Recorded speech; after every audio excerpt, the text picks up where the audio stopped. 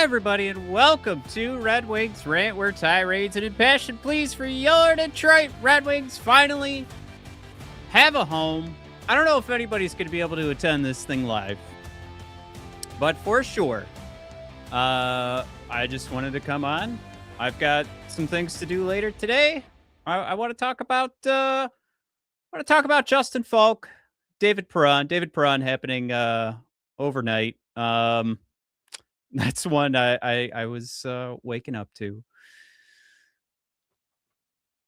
Nothing really to get too angry about the guys coming aboard. I'll put it that way. And it's because of some of the takes I've heard. So I'm going to steal from a couple of folks, but ultimately, and I'll come back to those takes. But ultimately, I think very few negatives coming from Faulk and Perron and the deals. And, if you were very excited about the prospect pool for the Detroit Red Wings, you will be very happy to know that we walked away today losing very little. That is to say, if you want to count Elmer Soderblom, he gone. Of course, gone for a third-round pick.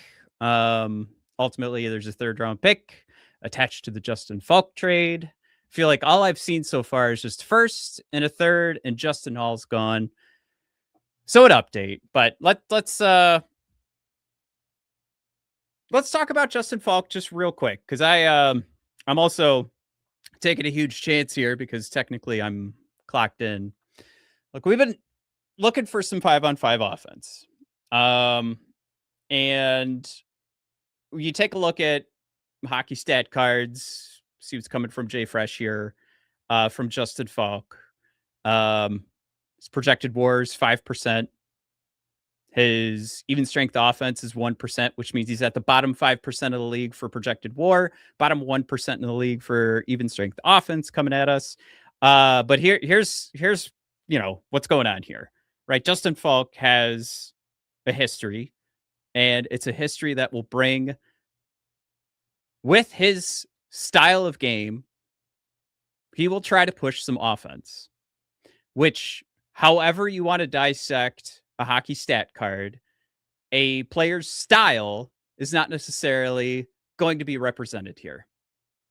So Faulk's going to be immediately slotted into that second defensive pair, probably along Ben Sherratt. And hopefully there's a lot of balance that comes from this as well. I think what we've seen is if there's a push for offense, you are almost holding your breath when Moritz Seider's not on the ice. He's also coming in as a guy who's been eating up minutes, has been getting first line minutes. And it's just that responsibility for him is certainly going to tick down a bit, as Moritz Seider will still hold that responsibility. So, no argument there. Makes a ton of sense. He is a strong 5-on-5 defender. He can handle those heavy minutes, like I mentioned. I think what do we have? Like, I was just reading, it's like 22 minutes a night. And at least the history of Justin Faulk is that he hasn't really been an offensive liability. He does contribute offensively. If you guys take a look, like I scored it up immediately. I went straight to Hockey Reference. I think so many times I have like a preconceived notion of like what a guy's production looks like. And it's like, all right, defenders are just not productive unless they come to mind immediately. Right. But if you measure Justin Faulk against the rest of the Red Wings roster, I think he's 7th on the roster right now, would be the second best defenseman. He's got 32 points. So it is kind of funny to see like a name getting pulled from the St. Louis Blues team, who you would certainly circle as one that's been struggling this year, and say you pulled Justin Faulk off that team, put him on the Red Wings. He's now the 7th most productive player offensively. So I have the hockey stat card pulled up. That's what we've got. But if you want to talk production, points, pucks sit in the back of the net, there you have it. Compare him to the rest of the Red Wings team. The other thing here too, there's the contract, super easy for the Red Wings to handle. And I there was the element that we kept coming back to for like Dougie Hamilton, where we were like, hey, that was front loaded, so the cash won't hurt. This is an Illich friendly trade. This is front loaded. Justin Faulk's eating up of the salary cap is not the same thing as the checks that Chris Illich will be writing. So just to recap real quick, you lose a first, a third, and you're happy to get rid of Justin Holl. You lose a first and a third. I already heard like on the What Chaos podcast is that if you're going to pull in Justin Faulk, you hope you don't have to lose a first. I think that is a huge win for St. Louis.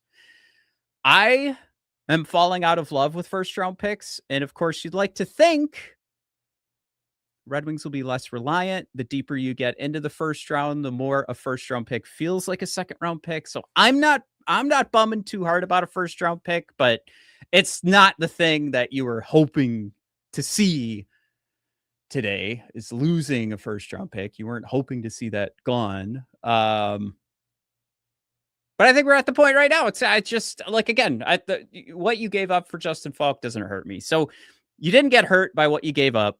And you're getting a legit top 4 defenseman. You are shoring up that right side that seemed like that was your big problem. And like I mentioned, you again, go ahead, take a look at the J Fresh hockey stat card, pull up Evolving Hockey, pull up Justin Faulk the last 3 years. You're going to get a similar result. It's not great, but however you want to dissect this thing, he's still coming in. That hockey reference page is going to update, and it's going to put him in 7th place on the Red Wings roster in regards to point production. Now, all that being said, you can definitively describe Justin Faulk. He is not the guy that is ushering you into major playoff contention, and it will certainly not be, he won't be the guy who's at fault here. This is more or less like we now have a guy slotting in on this roster on what you should expect to see. I described it on our Discord, guys. Hit up the Discord. Go find us. It's always in the description for our episodes. Please join the Discord. It's so much fun. I think it was Ketzel who threw in the big snore on this one, but I think the reason that this doesn't get you too excited is because this meets expectations. This is a challenge to the GM, is to ice the team to meet expectations. The thing that would have gotten us really excited is to go above and beyond and pull somebody into a role, to fit this team in like the top 6 forwards and really try to elevate this team offensively. Speaking of forwards, the other side of this is David Perron, but I do want to take a second here to hit the chat. Kingslayer thrown in there, finally here live. Hey, that's all I had to do. I had to go live during work. So Kingslayer, I'll start doing work episodes for you, so he can get you in here. Fitzu throws in, we didn't get all we wanted, but when was the last time we could say we were a better team the day of the deadline than we were the day before? Fitzu, you know what? That is my life philosophy, is to be better than you were the day before. God damn it, Fitzu. I came in and I was very adamant I was going to be positive with how I was doing the Justin Faulk analysis, because I'm always negative first. So maybe I'm doing it too. I'm better than I was yesterday in our recording. But Fitzu, this is a great take. Great take. We did improve this team. Lance throwing out there, one thing that stings about the Faulk move is moving on from Bishelnikov. He could be very good in Detroit. I had no idea that was a part of this. Are you kidding me? How did I miss that? Lance giving me news? So it was officially Hall, Bishelnikov first, and the Sharks' 3rd round pick, which Detroit got for Elmer. I totally missed the Bishelnikov, but for all things considered, we've actually been reporting this year, following the Athletics prospect team, that Bishelnikov was not going to sniff NHL ice, at least according to, and again, a lot of people have formulated their opinions on Corey Proudman, the Scott Wheelers of the world, but when they watch Bishelnikov, they were like, don't spend too much time thinking about him. He will never make it to the NHL. Who knows? So that one doesn't hurt as much. But Lance, I do hear you. It would have been great to get that chance if you were going to be the team that got to give him the chance in the minors, see if he can make the NHL. That would have been fun. Revs and Roddies, I would give up a first round pick just so that we don't have to watch Bernard Docker play every night. Hey, like I said, this is a definite upgrade. Blake, very upset we lost Holl. If you're new to the show, sort of Blake's MO. He's going to go ahead and find the guy that we all hate, and he's going to fall in love with him. Whiskey. Okay, so there was the take that we are better than we were yesterday. Whiskey throws out there, the Wings failed to get better than any of the teams that we are currently competing against in our division. We did not make the move that, how do we want to say this? We did not make the move that, let's say, Polymarket, MGM, they're not going to elevate us beyond Carolina, Buffalo, or Tampa to say that we are going to win the conference. We're going to make it to the Stanley Cup Finals. We're going to win the cup. We did not make those moves. But I will say, at least you're in a position now, Faulk, you get for one more year. And with how horrible the free agent market is, could build some stability, build on that. So yeah, we're not, Whiskey, we're not, it's some of the fantasy trades that we were putting out there. I think we all did a pretty good job trying to bring in Robert Thomas, maybe EP40. That didn't happen. We weren't going to win the cup this year. I guess now that it's done, now we spin the conversation to hopefully something like that can happen in the off season. Wingnut thrown out there. So you're saying Scooble's sticking around. I do like M thrown out there. JFresh stat cards are nonsense. They aren't. They're based on facts. They're based on production.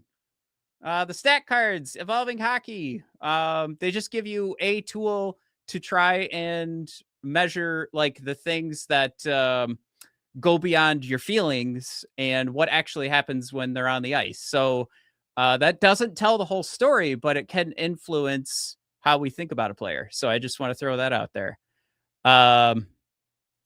Yep, there's T Master P. Can't wait for Matt to realize Booch was included. Still throw it out there. I don't know. We've already heard the story spun that he wasn't going to make it to the NHL. So I'm not hurting. I'm not hurting on that one.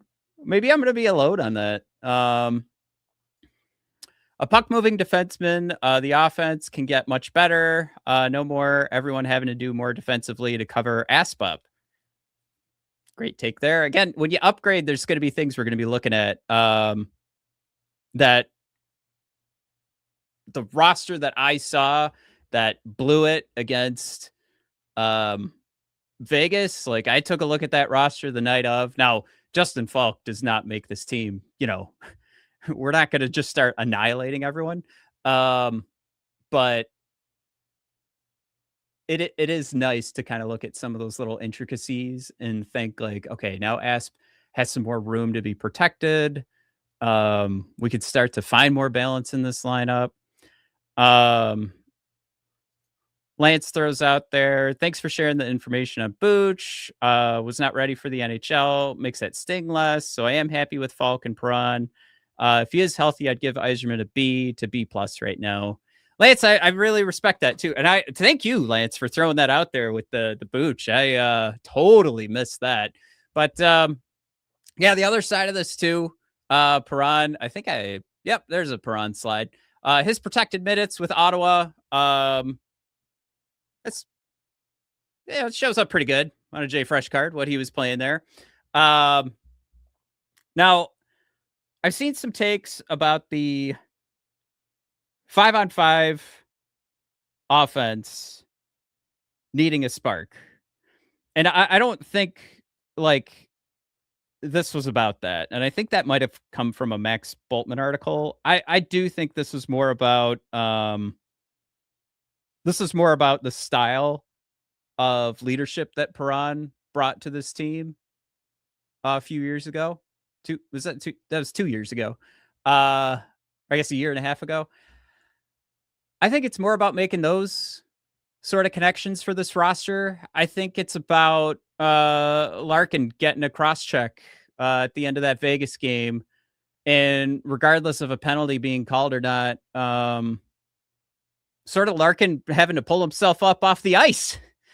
We know that David Perron will, take the end of his stick and jab it in your eye to protect his captain. So, I don't hate, and the Perron deal is actually pretty funny too, with the conditions built in, essentially saying this is going to be a fourth round conditional. And I believe if we get to the second round, it turns into a third. And if Perron never makes it to the ice, null and void. Kind of like it, and again, I think we all had good feelings about Perron. This isn't one of those things where it's like, cool, now we have a solution in the top 6. Nobody was thinking that. But I do think this is more about that leadership style that Perron can bring. We haven't really heard anything from Perron, and I don't think we're going to hear anything with what I'm about to describe. But I would call out Perron left. He made his own decisions to go to another team, and we are trading to bring him back. I do hope he has good feelings coming into this situation. I know he's in a much better opportunity here to hit the playoffs again. So I'm sure that aspect of it is positive. I just don't know how you feel about, if it was Yzerman saying like, hey, we're good, we don't need your services anymore, have fun in Ottawa. Or, if it was Perron who did make that choice, like, I'm good here, I'm going to go see what else is out there. But either way, that kind of jumped in my head. I don't know if that jumped in anybody else's head. I'm not saying that is a huge aspect to this trade. Something I'm going to be thinking about, something we should watch for. But ultimately, yeah, this is leadership to me. This is style. This is, when he was on our team, he was one of the guys that could actually rag the puck in the offensive zone, help us hold on to it until we could actually get a good looking setup, a good looking play, an actual legitimate 5-on-5 shot. So having that in the bottom 6, which is ultimately where this is going to land, is probably a good spot to go. Yeah, so I don't know. There isn't too much to discuss. I'm kind of curious to see in the post deadline press conference for Steve. If there are going to be any comments about things that maybe fell through. We never get that kind of stuff from Steve. So I think really this is just going to be maybe a different conversation where instead of it usually being about the prices were just too high, which for sure probably came into play here, but we'll at least be able to talk about a guy who's going to be with us for a couple of years, bringing back David Perron. So before I sign off here, I do want to go back through the comments. Dixon, do we send down Asp? I mean, there's still a roster. There's still a team to ice. So I don't think so, but that is interesting. Great Lord Jason throws out there. Weird that Fedorov was literally at Booch's game yesterday. Is Fedorov a part of the leadership team? Anybody give me that information real quick? Blake, Booch is 5'8". See ya. Who cares? Blake, we don't agree very often. I'm not throwing stink at Booch for being 5'8", but I do, those takes from Scott Wheeler and Pronman really stuck with me from earlier this year. RKO, it's about time we made some trades. We overpaid for Faulk. We may have, but I'm okay with it. I might need to wrap up here. I'm getting a call from the wife. We've got some plans tonight. So I'm gonna find some time to record with Mike, get some more thoughts out there. We'll let's get a game in too. I don't think there's always some logistics that need to get taken care of. So we're not going to see Faulk tonight. We're not going to see Perron either. But let's see what happens tonight against Florida, struggling Florida team so far this year. They were a little active over the week. But guys, thanks for tuning in. If you are new to the show, we'd love to have you stick around. I mean, hey, I got a comment this morning from last night's episode. Funny takes. It's great. Couple, if you're new to the show, we're just a couple of stupid a-holes that like the Red Wings, want them to do well. Pretty happy that some moves happened today. Would have been more excited for other moves, but hey, we're better than we were yesterday, guys. Thanks for coming aboard. We'll talk to you later.